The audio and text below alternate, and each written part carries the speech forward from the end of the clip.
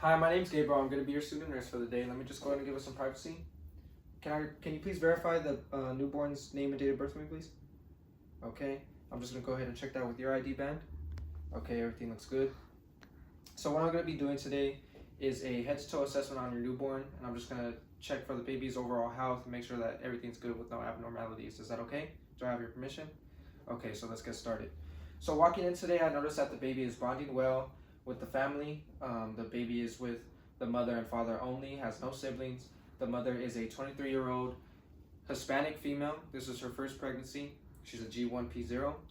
It's important to note that the baby is breastfeeding, so the feeding reflexes I would be looking out for is the gag reflex, the suck reflex, the swallow, and the root reflex as well. Meconium was passed 24 hours after delivery, which is normal and good. That's what we want to see. And also, it's important to note that this baby is in a flex position. This baby is in quiet alert. This baby is a female, and the parents also accept this baby as being a female. So moving on, I'm just going to go ahead and wash my hands and don gloves.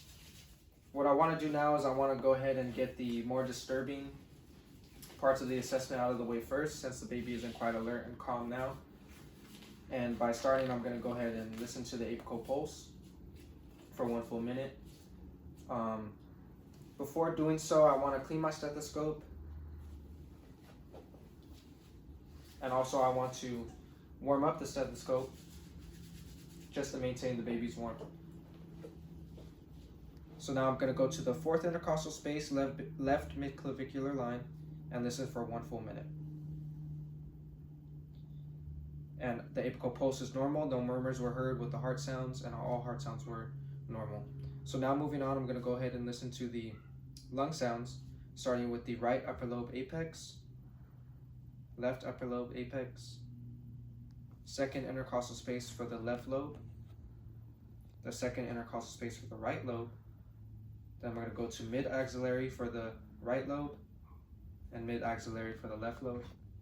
All lung sounds were heard. No adventitious sounds were heard on the anterior part of the baby. Moving on to the posterior part, I'm going to go ahead and listen to the left upper lobe apex, right upper lobe apex, right upper lobe, second intercostal space, left upper lobe, second intercostal space. I'm going to move down to the mid-axillary for the left lobe and mid-axillary for the right lobe. All lung sounds were heard and no adventitious sounds were heard posteriorly. So moving on, I'm going to also go ahead and clean my stethoscope again. And moving on to the baby was weighed before the assessment. The baby weighs 7 pounds 6 ounces, which is normal. The baby is also 20 inches long, which is normal and appropriate for the gestational age, which in this case the baby is 40 weeks. Moving on to the patient's head. The patient's head appears to be normal, round, symmetrical. There's no obvious masses to the head, such as caput, cephalohematoma, or any molding. I see the sutures are present with the sagittal suture here and the coronal suture going from ear to ear. I'm also looking at the anterior fontanelle, which is diamond shaped and soft, and the posterior fontanelle, which is triangular shaped and soft as well. I also see that the hair is abundant and thick, and there is no infestation to the hair. Moving on into the patient's ears, notice that the ears are symmetrical. They're equal in size. There's no obvious masses or lesions to the ears. Also, the pinna is well formed, and they both recoil quickly. Both ears recoil quickly. Moving on to the patient's face, or the newborn's face, I see that the cheeks are full, the face is symmetrical. There's no obvious abnormalities or swelling or any lesions to the face. And also, there's no malia present in this baby, and if there was malia present, I'd be looking for white spots on the baby's face. Moving on into the newborn's eyes. Looking at the eyes, I can see that they are less than 3 centimeters apart, which is normal. The eye color is brown. The sclera is blue, which is normal in babies. There's no discharge coming from the eyes. And now what I'm going to do is I'm just going to go ahead and check the pupils of the baby.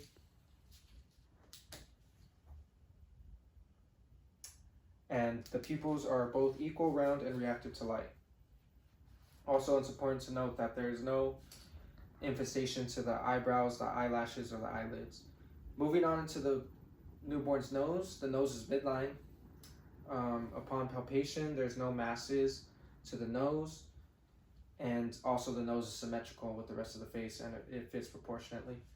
So I'm just going to go ahead and check the patency of the nares here by covering one nare and the other, and both nares are patent, which is normal and good. So now I'm going to go ahead and move on to the newborn's mouth. And looking to the mouth, I can see that the lips are pink, soft, smooth, they're intact. The mucous membrane is pink and moist. And also looking at the tongue is midline with no protrusion, and the uvula is also present midline and looks fine. So that's done with the baby's mouth. Moving on into the neck. Looking at the neck, I can see that the neck is midline. The baby's head is able to move around freely.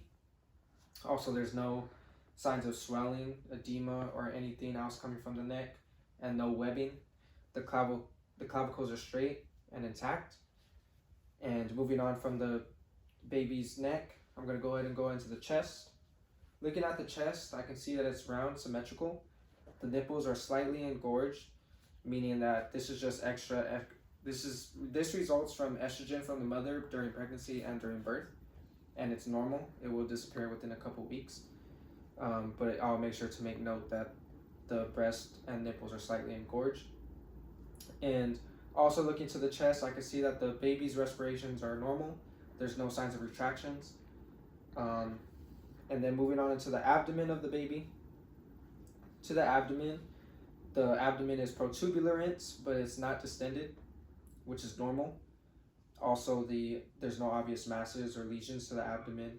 There is the umbilical cord is present with one vein and two arteries, with the vein being bigger than the arteries. And looking at the umbilical cord, I can see it's a pale yellow in color. And what I would be looking for here is any bleeding, any discharge, or any signs of infection coming from the umbilical cord. So moving on, I'm going to go ahead and auscultate for bowel sounds to the abdomen. And what I want to do again is just warm up my stethoscope. And I'm going to go ahead and listen, starting with the right upper quadrant, right lower quadrant, left lower quadrant, and the left upper quadrant. And all bowel sounds were heard and active, which is normal. And then moving on, I'm just going to go ahead and palpate in the same order, starting with the right upper quadrant, right lower quadrant, left lower quadrant, and the left upper quadrant. And upon palpation, it's soft, which is normal, and no masses or any abnormalities were felt upon palpation. So moving on into the newborn's extremities. To the extremities, they're both, the legs and arms are symmetrical.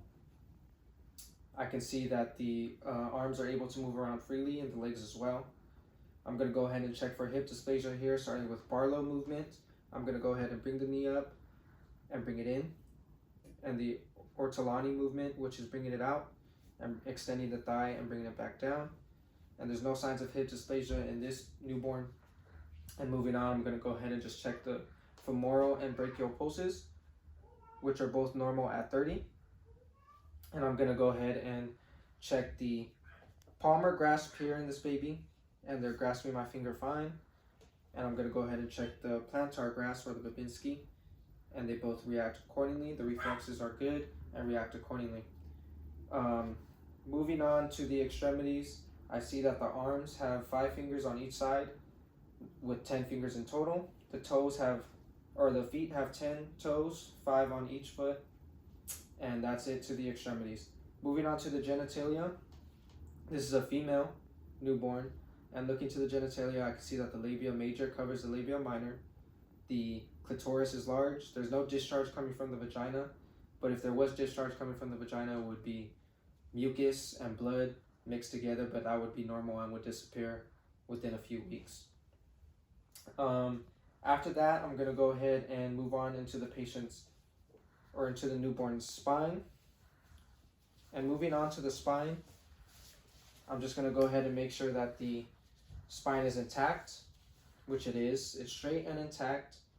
There's no signs of Mongolian spots or any lanugo. This baby's skin is normal. Also, I can see that the gluteal creases are equal. I can see that the leg creases are equal as well. And moving on into the newborn skin. Looking at the skin, I can see that the skin is smooth and intact. I can see that the skin color is appropriate with the newborn's background. In this case, it would be brown. The skin tone is even. In this scenario, I would be looking for paling. In this case, there's no paling on the baby, and also looking for acrocyanosis. And in this case, there's no signs of acrocyanosis in the baby. Also, 3 abnormalities I would be looking for is nevus flammis, nevus vasculosis, and erythema toxicum. And this baby has none of those 3. Moving on from the baby's skin, I just want to test one more reflex. After already doing the Palmer and the Babinski reflex, I'm going to go ahead and check the Moro reflex. And what that does is I'm just going to go ahead and lay the baby down here. And when the baby lays down, if the palms come forward and the back kind of pushes out like this and extends out, that means that the reflex is normal, and that would be the Moro reflex. So after that, that would conclude my head to toe assessment for the newborn. At this point, I would let the mother know that concludes the assessment. I would ask her if she has any questions for me, and I would don my gloves and also wash my hands and make sure to clean the stethoscope one more time. And that's it.